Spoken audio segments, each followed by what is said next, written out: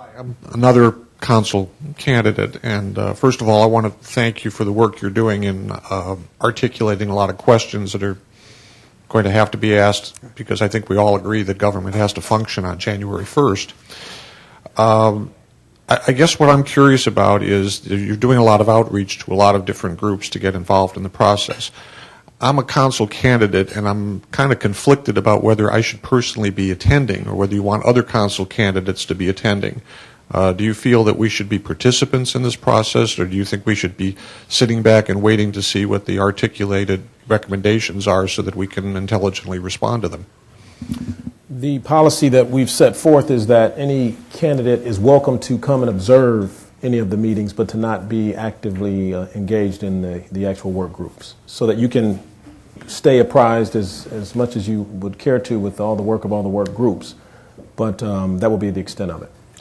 And we agree that I think county council candidates and exec candidates is to thoughtfully respond to these recommendations, ask pointed, hard questions at times about them, and help form the best plan moving forward.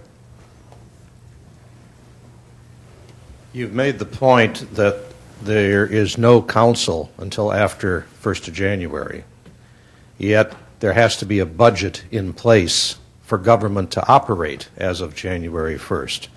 How is the existing county budgeting system coordinating what it's doing for next year with something that doesn't exist?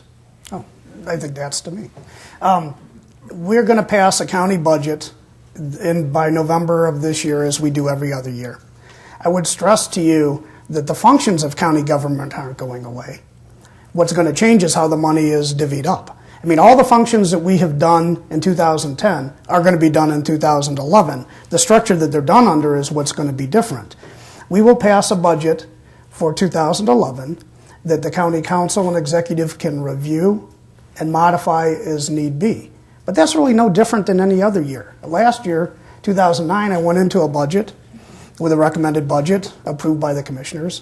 At the end of the first quarter, we found we were on way to a $30 million shortfall. We immediately changed that budget, so we ended up breaking even by the end of the year.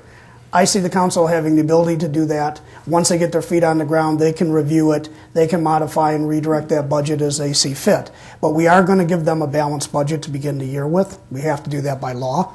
All the functions that county government is mandated to perform, or that we have chosen to perform and are going to still perform, will be funded, will be included in the budget. And we'll train the exec and council to the extent that we can on how the budget was put together, why it was put together the way it is, how local dollars work in matching with state and federal dollars, how all of that comes into play, and then we'll let them review it as we go on. We'll also tell you contracts that we enter into this year that would cross into 2011 calendar year, those contracts will still be valid. Everything doesn't come to a screeching halt on December 31st. Those contracts will continue into the new year.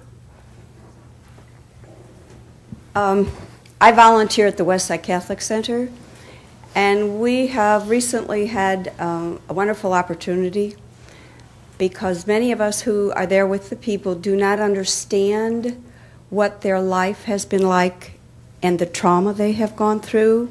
And so we have had a trauma expert come in and speak with us so that we could understand. And I was thinking of the city, the inner city, and where so much help is needed. Would it be a wise thing that the council could be educated so that they can understand the people that they're going to be governing, so they can understand their hurt and where they're coming from? I guess that's me again. Certainly, I think that would be wise and makes a lot of sense. Our hope as the Transition Advisory Group is to have our recommendations completed in a format that can be handed over by Election Day, November 2nd. And we will then be available at least through the end of the year to work with the new candidates, put on a series of forums for them. You know, we have to see when the executive would be available during that period. They will be transitioning from something else possibly. When would county council people be available? But a series of ongoing forums with them to bring them up to speed about everything the county does today, how we do it, why, talk about what are the recommendations in the transition and what things may look like. And certainly I think there would be room for that kind of a conversation with them during that time period, because we have almost 2 full months for the exec and the new council to come in and start to get immersed somewhat in what county business is, what we do.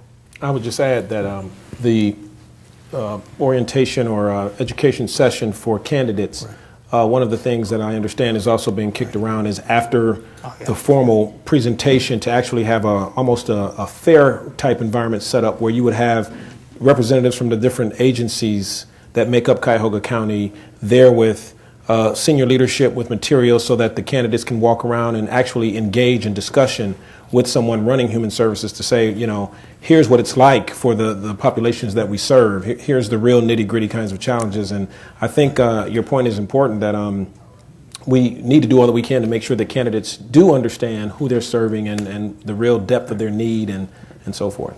Also point out to you that the transition doesn't magically end on December 31st. The transition of this government is going to continue for years into the next administration because there's going to be lots of questions, as someone else said that was here, to be asked and to be answered. I also believe the charter, and Bruce would know this, calls for another charter review 2 years in, which may actually in some instances be more important than the original one because by then people will have had a chance to do this and may know even more than we know now. Right. So the transition's not going to end on December 31st. It's going to continue well into the new administration. Good afternoon. Good afternoon.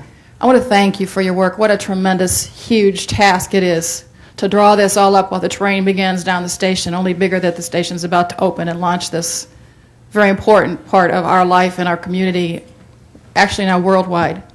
I also want to thank the citizens that are here because it's beyond leadership. If there's nobody there behind you, leadership isn't impacted at all. I am Deborah Mallon. I was the mayor of the city of Bedford Heights and counseled there, so I have 24 years involved in the system. And I have two questions that I wanted to disclose today. First was the question of the role of council, which has been addressed. And second was suggested, and that is going back to the relationship of the new county structure and municipal government. You made reference to how life needs to be better in Mayor Akers' community. I'm wondering what the committee's thought of as to how that will happen. How will the role of council countywide impact the municipal community? And what a daunting task it is to make sure life is better in Pepper Pike, well, it's better in Maple Heights and Brooklyn and all the other communities. Additionally, I'd like to add on that, what about the municipal view out as opposed to the county view in? How will this impact city councils as they go among their individual outreach to do economic development initiatives to make sure that their piece isn't canceled because we need to think of the bigger picture? Well, I think a lot of those questions remain unanswered at this point, but I know that we're working diligently to try to figure those very things out. I think it's helpful that Mayor Akers is here, who is working on the government collaboration work group, and those are the kinds of, part of what you said are the kinds of things that they're wrestling with. Sister Joanne is one of the co-chairs of the county council planning. Those are the same kinds of issues that they're wrestling with. So I think any suggestions or ideas that you would have, I'm sure they would welcome hearing from you, because we're taking all this information and rolling it up into what would ultimately become some kind of a document that we would present. And we need as much input. And with your experience as an elected official, I think you would know what it's like on the municipal side as well as the county side. So please share with us. The only thing I would add to that is we also need to think about our relationship with the state of Ohio. And to that end, we have Nina Turner and Mike Foley co-chairing that committee. You know, we always bemoan that Northeast Ohio doesn't seem to get its fair share of the state pie, so to speak. But we haven't really aggressively, thoughtfully decided what to do about that other than to continue to moan. And some of the work that, well, I mean, am I wrong? If I'm wrong, tell me. But, I mean, I've got 30 years in and I'm still waiting. Part of the work that Bruce, his committee is doing is really talk about how do we make that engagement better? How do we make sure we all pull in the same direction on all these issues?